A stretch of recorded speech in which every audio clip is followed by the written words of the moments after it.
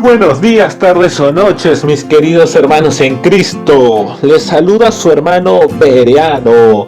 Y el día de hoy quería traerle dos recomendaciones para entender mucho más acerca del periodo intertestamentario. Pero antes de comenzar, quería recordarles acerca del sorteo que estamos realizando. Si quieres enterarte más acerca de este sorteo, en la descripción de este video encontrarás el link de nuestra página de Facebook y allí te podrás enterar cómo puedes ganarte este kit teológico. Ahora, sin más preámbulos, comenzamos. Los dos libros que te quería recomendar son Antigüedad de los Judíos y La Guerra de los Judíos, escrita por Flavio Josefo. Josefo nació aproximadamente en el año 37 o 38 después de Cristo. Josefo nació y creció en los mismos inicios del cristianismo. Josefo era un fariseo y participó de la revuelta judía en el año 66.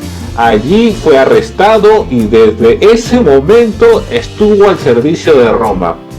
Es después de este evento que decide escribir sus obras. Las obras de Josefo son importantes porque él vivió en la época en que se estaban desarrollando los escritos del Nuevo Testamento.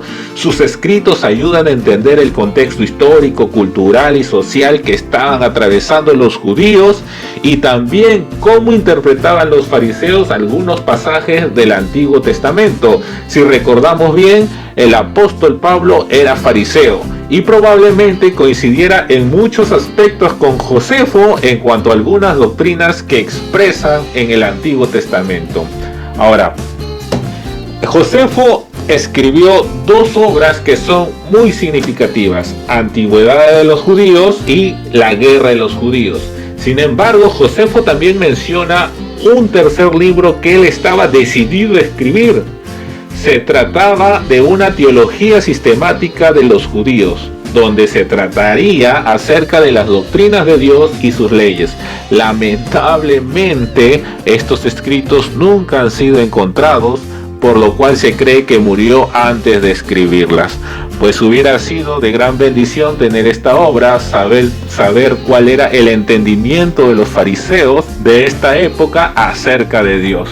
Bueno, lamentablemente el Señor no ha permitido que Josefo pudiera escribir esta obra. Ahora sí, vamos a comenzar con el primer libro, Antigüedades de los Judíos. En el primer libro de Antigüedades de los Judíos, vamos a ver que abriendo la tapa, vamos a ver la carátula.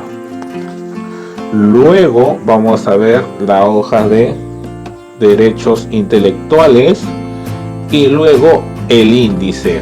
Esta obra de Antigüedad de los Judíos relata desde la creación del mundo, el paraíso y la expulsión de Adán y Eva hasta la época del procurador Floro, cuando oprime a los judíos y los obliga a tomar las armas.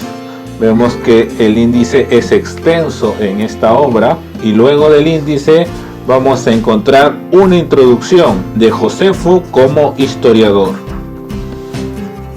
Nos habla del testimonio Flaviano, historia de la teología en el Antiguo Testamento, los patriarcas,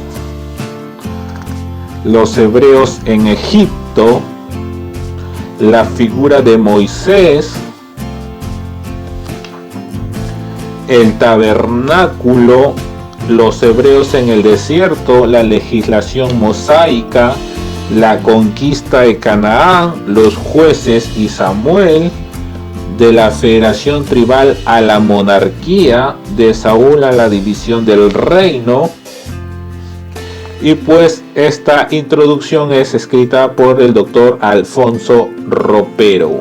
Después de la introducción vamos a ver que ahora sí comienza el libro 1 y esto sí es un escrito ya de Josefo. Es interesante porque nos hace un resumen acerca del Antiguo Testamento y por ejemplo vamos a encontrar pasajes importantes en este libro, como por ejemplo el que dice aquí en la página 55: Dice, muchos ángeles de Dios convivieron con mujeres y engendraron hijos injuriosos que despreciaban el bien, confiados en sus propias fuerzas, porque según la tradición de estos hombres, cometían actos similares a los de aquellos que los griegos llaman gigantes. Dice, Noé se sintió inquieto por su conducta y trató de convencerlos de que la mejoraran. Viendo que no cedían a sus instancias y que seguían esclavizados a sus perversas voluptuosidades, y temiendo que lo mataran a él, su esposa, sus hijos y los consortes de sus hijos, se alejó de aquella tierra. Entonces es interesante que Josefo nos habla aquí de Génesis capítulo 6, versículo 1 y 2, donde dice que cuando los seres humanos comenzaron a multiplicarse sobre la tierra y tuvieron hijas, dice, los hijos de Dios vieron que las hijas de los seres humanos eran hermosas. En cuanto a este versículo 2 de los hijos de Dios, hay algunas interpretaciones, pero según Josefo y la interpretación que le da, por ejemplo, vamos a ver que él dice que muchos ángeles de Dios convivieron con mujeres y engendraron hijos injuriosos, ¿no? Y esto es lo que más o menos podemos encontrar en Judas, en el versículo 6 y 7, ¿no? Otro pasaje interesante que podemos encontrar aquí en este libro de Antigüedades de los Judíos es el que encontramos en la página 437, y dice, por ejemplo, le dijo que iba a edificar un templo similar al de Jerusalén, el monte Garizim, que es el más alto de todos los montes de Samaria, y esto se llevaría a cabo por decreto del rey Darío. Volteamos la página y el 438 y dice más adelante, y es así como con el permiso de Alejandro, Sanabalet diligentemente edificó el templo y nombró sacerdotes a Manasés, imaginando que esto sería un gran honor para sus nietos. Ahora, por ejemplo, si nosotros vemos aquí, vemos que en Samaria, en el monte Garizim, se edificó un templo aparte del templo que existía en Jerusalén. Ahora, este pasaje es importante porque nosotros podemos ver, si comparamos con Juan 4, versículo 20, que la mujer samaritana le dice a Jesús, Señor, me doy cuenta que tú eres profeta, le dice, ¿no? Nuestros antepasados adoraron en este monte. ¿A qué monte se estaba refiriendo la mujer samaritana? Pues era el monte Garizim, donde había estado construido este templo. Y pues le dice, pero ustedes los judíos dicen que el lugar donde debemos adorar está en Jerusalén. Entonces estamos viendo que había una disputa entre los samaritanos y los judíos por saber dónde debía adorarse, porque cada uno de ellos tenía un templo. Entonces los escritos de Josefo nos ayudan a entender un poco acerca del contexto cultural y social que estaban atravesando los judíos. Otro ejemplo más que podemos encontrar en este libro, Antigüedad de los Judíos, es el que encontramos en la página 752, y dice, en ese tiempo llegó a Jerusalén un egipcio que simulaba ser profeta, y quiso persuadir a la multitud que ascendiera con él al monte de los olivos, que se encuentra a la distancia de 5 estadios de la ciudad. Les dijo que desde allí verían caer por su orden los muros de Jerusalén, y les prometió abrirles un camino para volver a la ciudad.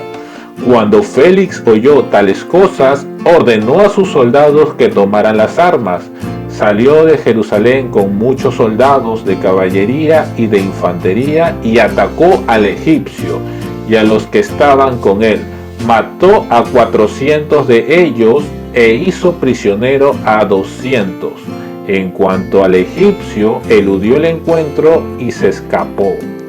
Ahora, ¿quién era este egipcio que nos relata Josefo? Pues si vamos a Hechos 21, versículo 38, vemos que a Pablo se le confunde con esta persona y le dicen, ¿no eres el egipcio que hace algún tiempo provocó una rebelión y llevó al desierto a 4.000 guerrilleros? Y Pablo respondió: no, yo soy judío natural de Tarso, una ciudad muy importante de Cilicia. Entonces vamos a ver cómo los escritos de Josefo nos ayudan a entender un poco acerca del contexto cultural, social y político que estaba atravesando Jerusalén. El segundo libro que yo les quiero recomendar mucho es el libro La Guerra de los Judíos. Josefo escribió esta obra en lengua griega, y aunque otras personas, dice Josefo, contaban acerca de la guerra de los judíos con los romanos, Josefo consideraba estos testimonios como falsos, no los consideraba verídicos. Entonces es que Josefo se propone escribir una historia verídica acerca de cómo los judíos se rebelaron contra los romanos en el año 66 debido a la gran opresión de impuestos y corrupción por parte del procurador romano Gesio Floro. Tras la muerte de Nerón, ayudó también a que la revuelta se hiciera más fuerte. La guerra civil que hubo en Roma por la toma del poder entre los generales romanos, la rebelión de los galos, la rebelión de los germanos, hicieron que los judíos pudieran expulsar a los romanos de Jerusalén, aunque fuera por un corto tiempo, ¿no? Josefo narra esta obra desde la toma de Jerusalén por Antíoco Epífanes hasta la destrucción del templo de Jerusalén y la rebelión judía de Cirene. Entonces veamos este libro. Vemos que después de la portada vamos a ver la carátula, luego vamos a ver la página de legales y pues vamos a ver el índice, ¿no? El índice siempre es extenso. Luego de eso nos viene el prólogo de la obra y luego el prefacio, propósito de la obra y el plan seguido en su desarrollo. Esta parte de aquí sí es escrito por el mismo Josefo. Ahora, ¿qué de interesante vamos a encontrar en esta obra? Bueno, básicamente en esta obra también vamos a encontrar escritos que aluden mucho al contexto cultural del Nuevo Testamento. Mientras el libro de los Hechos nos narra acerca de los viajes misioneros del apóstol Pablo, pues Josefo nos narra qué estaba sucediendo en Jerusalén por aquellas épocas. Entre todo el material de este libro podemos rescatar algunos ejemplos que vamos a poner a continuación. Dentro de toda esta obra podemos tomar algunos ejemplos acerca de los escritos de la guerra de los judíos y pues vamos a ver en la página 54 nos narra y dice: teniendo compasión y misericordia Antonio de la miseria de Herodes y acordándose de la amistad que había tenido con Antípatro era el papá de Herodes, por eso y por los méritos personales del que le suplicaba, determinó entonces hacerle rey de Judea, a quien él mismo en otra oportunidad le había hecho tetrarca o procurador. Lo guiaba además, tanto como su estima por Herodes, el aborrecimiento que sentía contra Antígono, a quien consideraba promotor de perturbaciones y enemigo de los romanos. Entonces, según Flavio Josefo, el rey Herodes llega al poder gracias a la designación de los romanos, ¿no? En este caso designado por Antonio, uno de los generales más poderosos del Imperio Romano que había en ese momento. Otro ejemplo que podemos encontrar acerca de los eventos que ocurrieron en el periodo intertestamentario, podemos encontrarlos también en la página 36. Y dice: de todas estas calamidades ninguna afligió tanto a los judíos como la de ver descubierto ante todos los extranjeros aquel secreto santo e inviolado. Dice: entrando pues Pompeyo juntamente con su séquito dentro del lugar Sancta Sanctorum, donde no era lícito entrar, excepto al sumo sacerdote. Vio y miró los candelabros que allí habían encendidos, las mesas en las cuales acostumbraban celebrar sus sacrificios y quemar sus inciensos. Vio también la multitud de perfumes y olores que tenía y el dinero consagrado, que era la suma de 2000 talentos. Pero no tocó ni esto ni otra cosa alguna de las riquezas, ni nada del mobiliario sagrado. Y al día siguiente, después de la matanza, ordenó a los guardias que purificaran el recinto sacro y que se reiniciara la práctica habitual de los sacrificios. Entonces vemos que el general Pompeyo conquistó Jerusalén y entró al lugar santísimo, que solamente era permitido entrar al sumo sacerdote, ¿no? Entonces vemos que esto ocurrió en el periodo intertestamentario.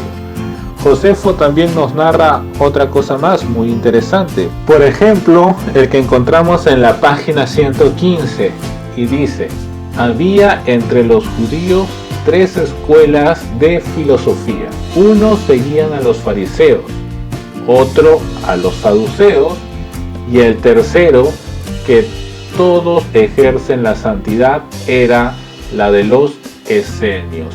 Entonces Josefo nos está diciendo de que había 3 escuelas de filosofía o 3 escuelas de pensamiento: fariseos, saduceos y esenios. Este fenómeno es algo que sucedió en el periodo intertestamentario.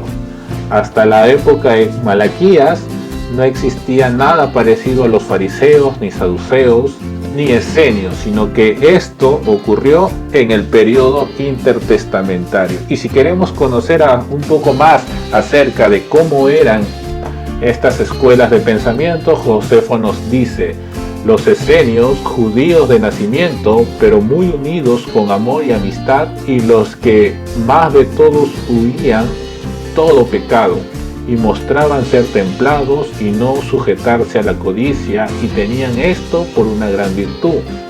Estos, o sea los esenios, aborrecen el matrimonio para ellos, pero adoptan a los hijos de otros, a la edad que el espíritu es tierno aún, para así adoctrinarlos.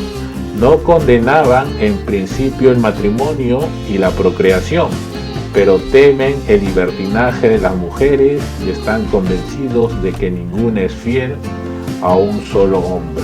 Después, más adelante, Flavio Josefo sigue diciendo: de las 2 sectas más antiguas, los fariseos están considerados como los que tienen más vigilancia y conocimiento de la ley, y los creadores de la primera escuela.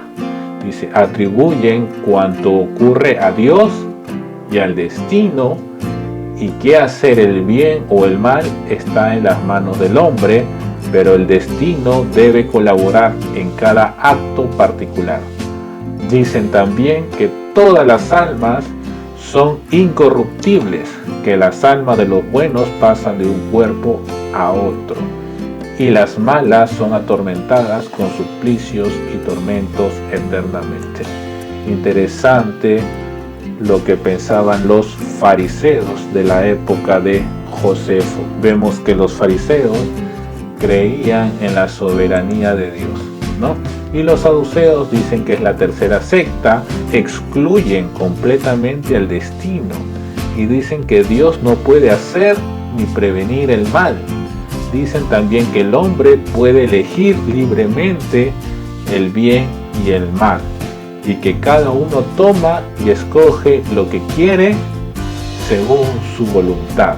Niegan la preexistencia del alma, de la muerte, los castigos y las recompensas del otro mundo. Entonces vamos a ver aquí que los saduceos creían en el libre albedrío y que Dios pues no tenía nada que ver acerca en los eventos que podían pasar, ¿no?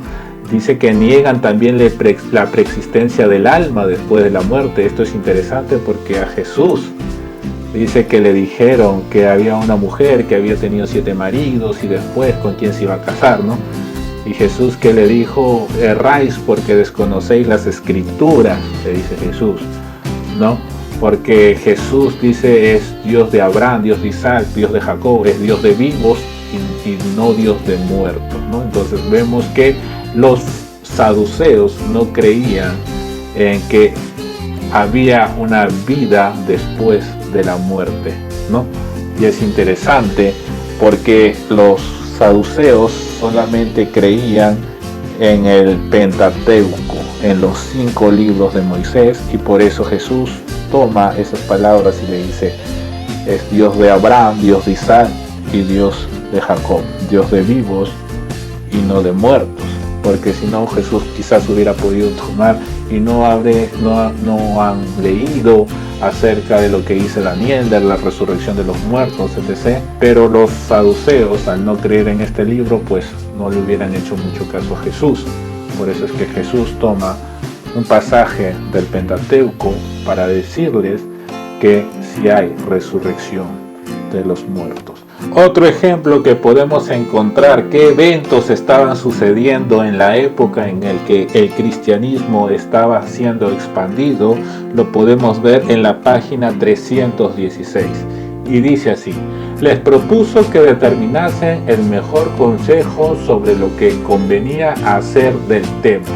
Tito estaba consultando a sus generales después de haber derrotado a los judíos y haber entrado a Jerusalén. Bueno, ¿y ahora qué hacemos con el templo? Y pues dice, a unos opinaban que se debía guardar la ley de la guerra en todo, porque los judíos no cesarían entre tanto que el templo estuviese entero, donde todos los judíos de todas partes se recogían.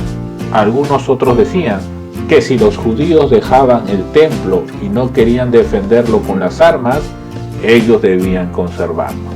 Pero si lo ganaban peleando, debía ser quemado, porque ya no parecería un templo, sino una fortaleza, y que quien lo quemase no cometería ningún mal ni cosa contra Dios, pues tendrían la culpa de ello aquellos por cuya causa era quemado. Entonces vemos que había aquí una discusión entre qué cosas hacíamos o qué cosa iban a hacer con el templo, ¿no? Había un cierto respeto hacia el Dios judío, por lo cual ellos pues estaban un poco dudosos. Entonces Tito dijo que aunque los judíos pelearan, no por eso ellos se debían vengar de las paredes y piedras sin alma por pecado cometido por los hombres, y que no había el de quemar obra tan excelente, tan magnífica, porque el daño sería ya de los romanos, y el imperio romano perdería un ornamento muy señalado. Entonces vemos que el general Tito no quería destruir el templo de Jerusalén. Bueno, entonces si el general Tito no quería destruir el templo, ¿qué pasó? ¿Por qué lo destruyeron? Si prácticamente el hijo del emperador romano no lo quería hacer, pues si quieres enterarte más, pues puedes adquirir esta obra de la guerra de los judíos. Después del escrito de Josefo, vamos a encontrar la bibliografía, un índice analítico vamos a encontrar, y ya después del índice analítico, pues ya se acaba el libro, ¿no? Entonces, hermanos, eso es todo en cuanto a las obras de Josefo, y yo les animo a que puedan profundizar un poco más acerca de las escrituras, acerca del contexto histórico y cultural que estaban atravesando en Jerusalén, cuál era el mundo en que vivió Jesús, en que vivieron los apóstoles, en que vivieron los primeros seguidores de Jesús. Estos 2 libros son realmente 2 obras invaluables que todo estudiante de las escrituras debería tenerlo, hermano.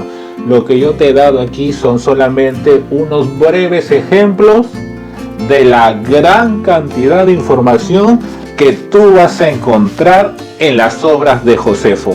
Así que, hermano, yo te animo a que tú puedas invertir en libros que te ayuden a entender mucho mejor las Sagradas Escrituras. Sin nada más que decirte, hermano, yo me despido, esperando que este video sea de gran bendición para tu vida. Recordándote siempre que en Librería Cristiana Berea no solamente vendemos libros, sino que también te recomendamos qué leer. Hasta luego, hermanos. Dios les bendiga.